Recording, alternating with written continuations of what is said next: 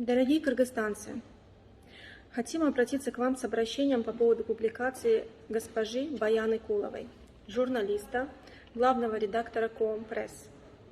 Данная публикация задевает не только честь и достоинство эстрадной певицы, общественного деятеля, отличника культуры Кыргызской Республики, мецената Анжелики Кайратовой, но и ставит под сомнение авторитет мэрии города Алании, ну и, конечно, наши международные дипломатические отношения между нашими странами.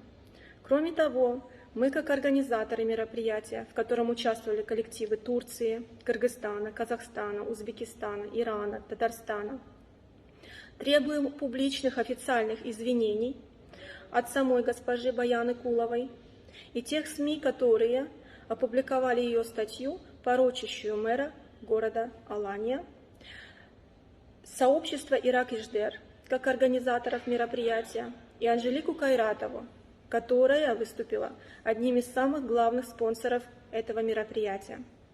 Это единственная эстрадная звезда Кыргызской Республики, которая безвозмездно за свой счет и не требуя гонорара приехала, чтобы поздравить соотечественников, проживающих в Анталии, Алании, Кемере, Измире, Манавгате, а, как известно, более 10 тысяч официально зарегистрированных кыргызстанцев проживает на территории Анталийского округа.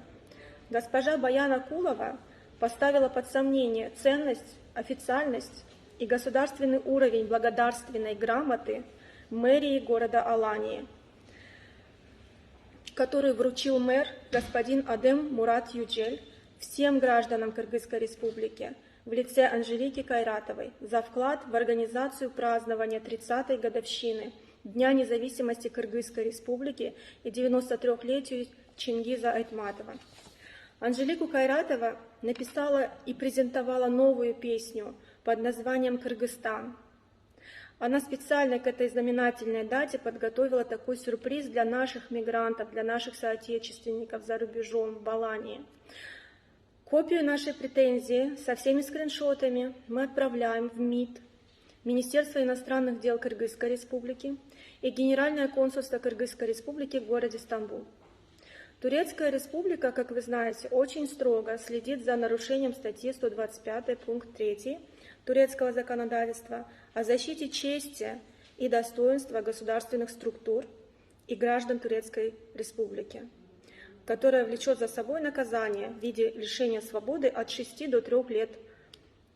В свою очередь, мы от всего сердца благодарим Анжелику Кайратову, подарившую нашим соотечественникам, мигрантам, музыкальный праздник на родном языке, массу разных радостных эмоций и теплых пожеланий дружбы и мира между нашими тюркскими народами. С уважением, Хикмет Кенан Йозгатлы, председатель